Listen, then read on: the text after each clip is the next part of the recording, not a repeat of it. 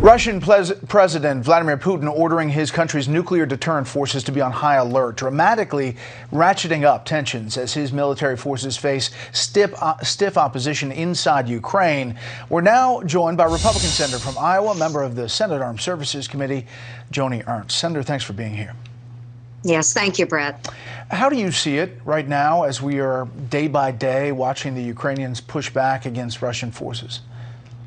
Well, this is heartbreaking, Brett. And as I've explained to many viewers before, I spent some time in Ukraine while it was part of the Soviet Union in 1989. And what I learned from the Ukrainians at that point was that they wanted to be free.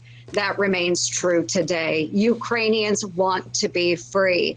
And what we see, this aggression shown by Russia, by Vladimir Putin, it is absolutely unacceptable, and it should be unacceptable across the world stage. We have to do more to provide lethal aid to the Ukrainians. We need to cut off Russian energy sources. We need to become energy independent, and we need to make sure we are doing absolutely everything we can to allow the Ukrainians freedom and democracy. This moment about high alert for nuclear deterrent forces in Russia, getting word that Putin has put them on that alert. The foreign minister of Ukraine, Kuleba, weighed in on that earlier this morning. Take a listen. If the order of President Putin to put on high alert his nuclear weapons is a direct threat to use these nuclear weapons against Ukraine, then I have a very simple message. It will be a catastrophe for the world, but it will not break us down. We will not surrender. We will not capitulate.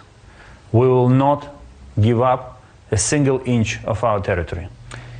Obviously, the Ukrainian senator are very resilient and resolved, but this whole move about nuclear weapons, how do you see that from what you see inside the Senate Armed Services Committee?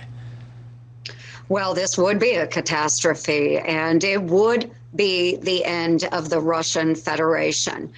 This type of action, going to nuclear war, would absolutely not be tolerated by anyone around this globe. And we certainly need to hear President Biden speak out against these types of actions.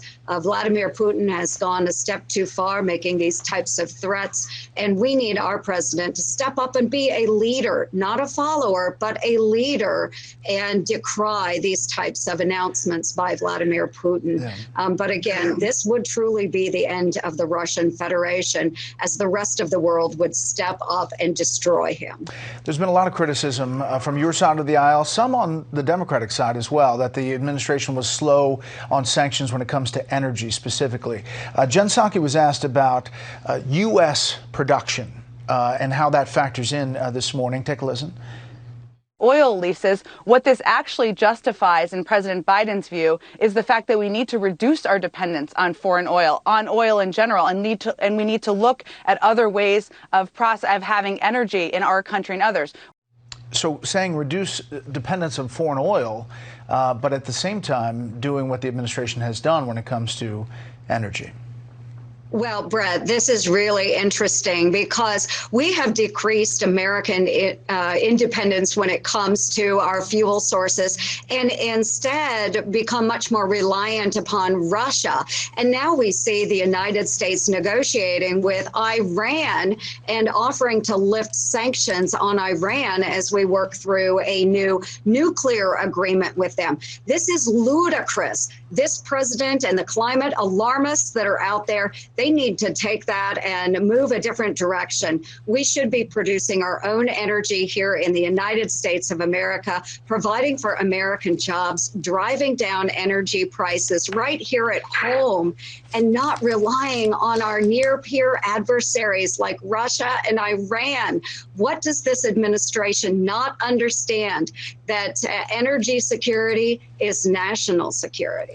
Last thing, Senator, quickly, you have a response, Republican response to the State of the Union address Tuesday from your governor in Iowa, Governor Reynolds.